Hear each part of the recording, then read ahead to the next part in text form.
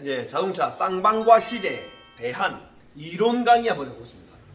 앞에서는 이제 실전, 이 자동차 사고에 관한 거에 대해서 보고 왔어요. 이런 사고는 수리를 해야 될지, 이런 수리는 사고를 안 하고 좀 천천히 해야 될지 얘기를 하고 왔는데요. 이제는 이론 가지고 왜 제가 서비스센터 그 도요타 어드바이저한테 열받았는지 설명해 드리겠습니다. 그리고 서비스센터를 조금 깊이 해야 되는 이유에 대해서도 설명드리겠습니다. 서비스센터마다 그러진 않겠죠. 그리고 어드바이저마다 그러진 않겠죠. 하지만 이제 제가 이번에 들어본 사례로 얘기를 해보는 거고요. 세상은 아름답다고 생각합니다. 저는 그렇게 한다는 거 보여드리면서 자동차 쌍방과실 이거 보면 대충 답 나옵니다. 일단 쉽고 정확하고 차주님한테 도움 되게끔 설명 시작합니다.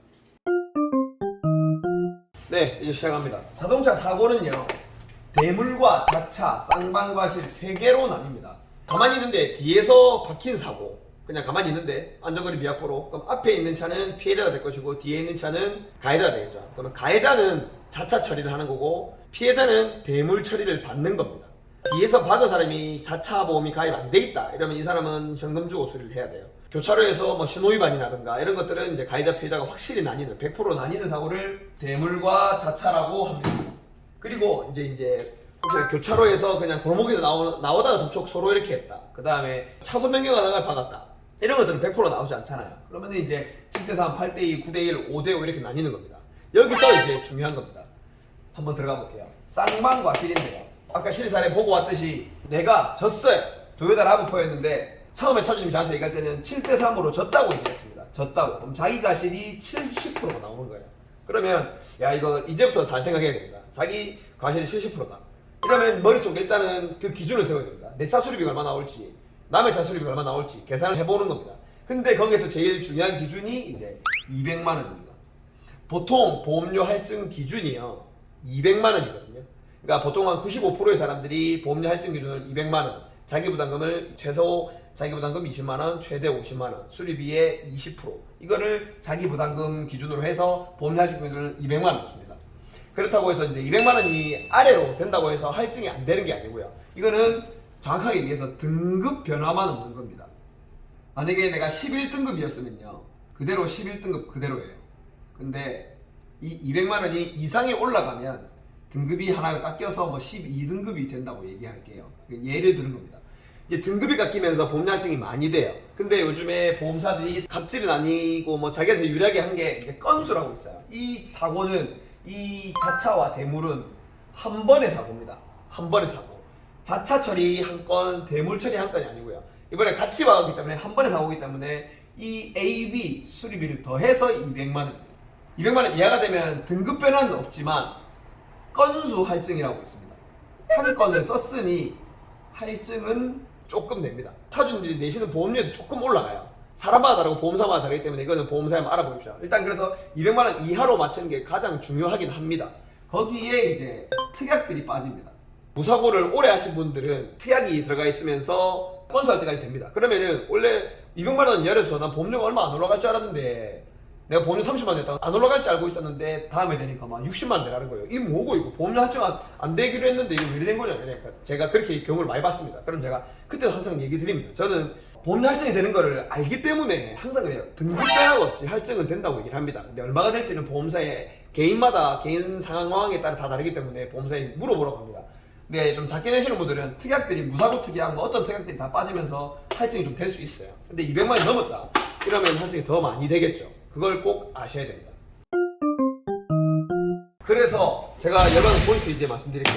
도요타 라브4 서비스센터 갔는데요. 쌍방과실이 분명한데 7대3이라고 얘기도 했는데 그 서비스센터에서 어드바이저가 이거는 싹 다 교환해야 된다 얘기를 한 거예요. 휠, 뒷범버, 디벤더 몰딩, 뒷도어는 판금도 소개해야 되고 휠 교환하고 얼레먼트까지 다 해서 수리 비용을 서비스센터 300만 원을 나온다고 했답니다.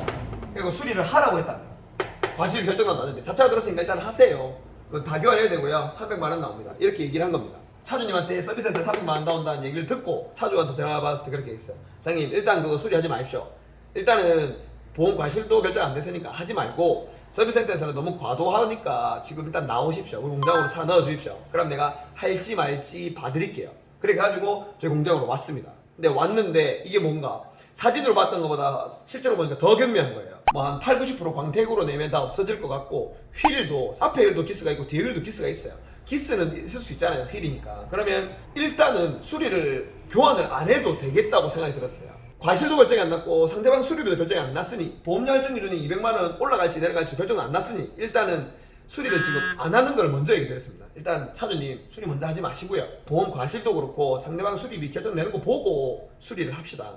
요거는 경미하고 휠도 조금 긁혀서 아마 휠 얼라이먼트를 보면 정상적으로 나오겠지만 이 차는 정상이다, 타고 다니시는 지장이 없으니 그냥 타고 다니셔라.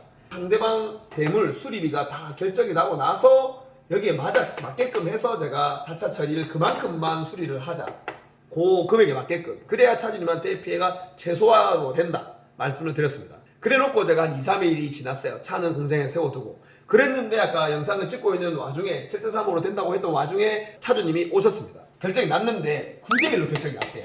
이 라브4 차주님이 집이 또 부산 아니셨던 걸로 기억하고 있습니다. 그래서 제 거 유튜브나 블로그 보고 공장에 넣어주셨는데, 아무튼 오셔서 하는 말이, 저는 차를 일단 수리하지 말고 차를 빼세요 했으니까 차 가져갈 줄 알고 왔는데 차주님이 바로 얘기하시는 거예요. 9대1로 결정이 났고 상대방 수리비가 50만원이 나왔답니다. 상대방 수리 이미 다 했대, 대물로 50만원 수리비 나왔대요. 그래서 사장님 그럼 그 사람 혹시 렌트가 썼다던가요? 물어보니까 렌트가 썼다던데 그게 렌트 비용이 포함인지 아닌지 아세요? 이러니까 모르는 거예요. 그러면서 제가 이제 보험 접수번호를 받고, 그때부터는 제가 했습니다. 보험사에 물어봐가지고 이제 렌트 비용이 얼마인지 수리 비용이 얼마인지 예시를 이렇게 드러났습니다. 그래서 렌트 비용 30만원이라고 가정할게요. 지금 보험사랑 아직까지 전화가 안 됐습니다. 수리 비용은 차주님한테들은 수리 비용이 50만원이 다였고 렌트 비용은 얘기를 못 들었어요. 그리고 튜닝이나 액세서리 얘기도 못 들었습니다. 대물 처리하고 자차 처리 자세한 얘기는 저희 전 영상에 있습니다. 이거 다시 설명하려고 하면 영상이면 1시간짜리가 되니까 오늘 쌍방과실에 집중해 볼게요. 대물 처리는 원상 회복이 의무입니다. 그래서 수리는 당연히 해줘야 되고 렌트 비용도 나가야 되고 튜닝된 제품도 해줘야 되고 유리막 코팅까지 다 해줘야 됩니다. 이거까지 다 포함해서 대물 수리 비용이 합쳐지는 거예요. 예시만 들게요. 렌트 비용 30만원 나왔고 튜닝 액세서리 없었고 유리막 코팅까지 없는 걸로 해서 대물 수리 비용은 이렇게 80만원으로 제가 확정됐다고 가정을 하겠습니다. 그러면 자, 할증 기준 200만원이죠. 그러면 자차 EA 라브4 차주님은 120만원치만 이하로 수리를 하시는 게 차주님한테 제일 좋습니다. 서비스센터에서 만약에 차주님이 그냥 내한테 안 오고 그냥 수리하겠다, 그럼 사장님한테 수리해가지고 당연히 200만원 훌쩍 넘었으니까 할증이 많이 될 거예요. 근데 제가 봤을 때는 라브4는 뒷반바 하단만 교환하고요, 뒤엔다 몰딩 교환하고 뒷문짝 몰딩만 교환하고 뒷문짝은 그냥 광택만 내고 휠도 그냥 복원합니다. 뭐 교환해도 되긴 될 것 같은데 일단 수리 비용이 낮추기로 했습니다. 일단 이 비용이 어떻게 될지 모르니까, 렌트 비용, 교통비 이런 게 어떻게 될지 모르니까, 가정을 80만원으로 가정했을 때도 120만원밖에 안 되니까 일단은 저는 차주님한테 휠 교환보다는 복원으로 해가지고 최대한 맞춰보자. 그리고 차주님 자기 부담금도 수리비에 20% 나오니까 최대한 낮춰보자고 해가지고 지금 이런 식으로 작업을 하고 있습니다.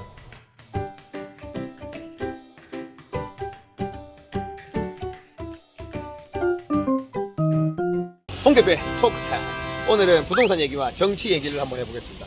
이번에 더불어민주당에서 부동산 전수사를 했어요, 국회의원 상대로. 그래서 180명 중에 한 12명 정도가 나왔대요. 나왔는데 그 중에 특이한 사람이 있습니다. 누구냐? 김현미 국토부 전 장관님입니다. 다주택자에서 본인이 이제 직원들한테도 집을 팔라고 하고 전 국민들한테도 다주택자는 적폐 세력이다, 집 다 팔아라, 1주택 말고, 그렇게 해서 자기도 집을 팔았어요, 나머지 집을. 지금 현재는 아마 일산에 사시는 걸로 알고 있고, 자기가 집 판 집은 동생한테 팔았습니다. 동생한테. 그리고 그 집에 누가 사느냐? 남편이 살고 있습니다, 전세로. 대한민국 꼴 잘 돌아가죠. 더불어민주당에서 바톤 터치해서 국민의힘 너희도 전수조사 해라 했는데, 국민의힘은 같이 전수조사를 받으면 자기네들도 캥기는 사람들이 몇 명 있겠죠.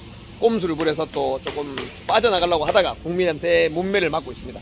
더불어민주당처럼 똑같이 전수조사를 당할 것 같고요. 그리고 LH 사태가 나왔을 때 욕을 많이 먹었죠, LH 직원들이. 근데 전수조사를 했냐? 안 했습니다. 전수조사가 되지 않았고 그냥 몇 명 찍어내는 정도로 끝났어요. 대한민국의 부동산, 조정지역, 투기지역 전국에 다 있습니다. 뭐 부산도 몇 번 들어왔었고요, 청주도 들어왔었고, 광주도 들어갔었고, 뭐 울산도 들어갔었고, 서울도 당연히 들어갔었고, 매번 들어가가지고요 전수조사를 그랬습니다. 야, 니 이 집 어디서 샀노? 어디서 돈 났노? 다 소명해. 이렇게. 이거는 그냥 진짜 사차 완전. 고위공자들은, 법의 힘을 쥐고 있는 애들은 자기한테는 법 잣대를 되게 살살 하고 국민들한테는 적폐 세력을 척결한다는 방식으로 해서 되게 세게 합니다. 반대로 돼야 되지 않나요? 강자한테는 강하게 하고 약자한테는 약하게 해야지. 국민들은 적폐 세력으로 보고 있고요. 자기네들은 정작 뒤에서 좋은 일 많이 하고 있습니다. 지네들끼리. 우리나라 부동산이 안 잡히는 이유입니다. 잡힐 수가 없어요. 왜냐면 고위공직자들이 많은 거를 많이 들고 있으니까요. 자기네들 손해나는 짓 안 하니까요. 금리가 올라가도요, 부동산 하락하지 않습니다. 조정은 받겠지만요, 완전 하락하지 않습니다. 우리나라는 그럴 수밖에 없는 구조입니다. 전세라는 제도도 우리나라밖에 없어요. 우리나라의 특수성이 되게 많습니다. 부동산은 우리한테는 특이합니다. 인구가 절벽이 되고 일본을 따라간다, 거품 붕괴된다 하지만 저는 그렇게 생각하지 않습니다. 외부 충격, 큰 IMF, 서브프라임처럼 큰 충격이 오지 않는 이상 우리나라는 부동산은 꾸준히 우상향할 거라고 생각하고, 지금 너무 많이 오른 건 맞아요. 많이 오른 것들은 좀 조심해야겠지만 폭락은 오지 않을 거라는 거를 정치와 빗대어서 한번 얘기해 봤습니다. 감사합니다. 솔로미TV의 홍대표입니다.